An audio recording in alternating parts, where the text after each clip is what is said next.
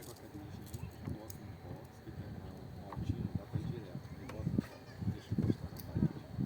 Aí pego ela que você quer. Aí tem o trocinho alto, que aí os pés dela prende às vezes, leva, bota na cadeia de higiene, eu ponho nela. Aí quando ela tá molhada, ela começa a esquentar, começa a escorregar no assento. O assento tem uma abertura, aí prende, né? Aí põe essa eu fui levar pro quarto de volta.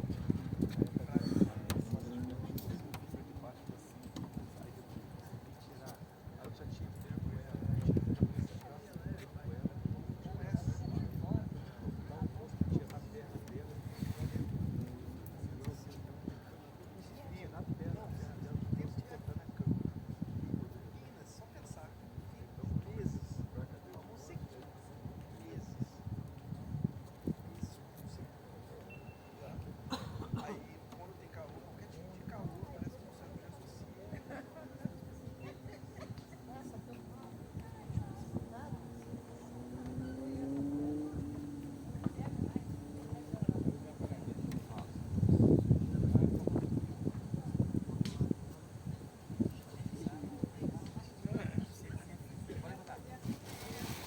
Bora, vai perder, hein?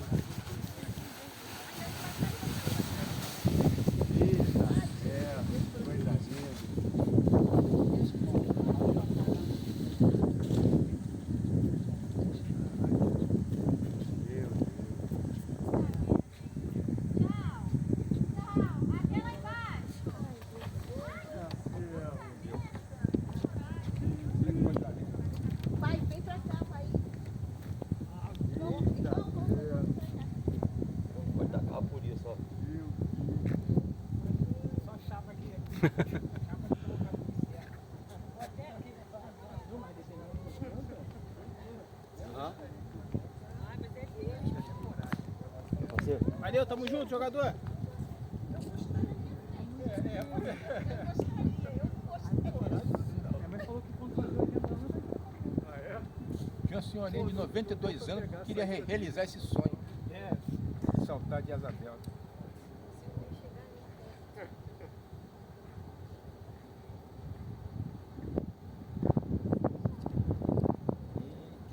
O pouso é onde, o pouso? Ali no Cafubá, aquela lagoazinha ali, ó. Tá. Mas pode ser também, se o vento estiver bom, pode ser também em Piratininga também. Ah, É bom que lá em Piratininga já abriu uma gelada, já fica lá mesmo. Às vezes vai pra lá, né? Um pouquinho mais distante. Bom, é aquele lagoa ali, né? É igual lá no Rio. Tem uns caras que descem ali na São Conrado, vai parar às vezes lá na Barra. vai pra aquela- Lá no PP.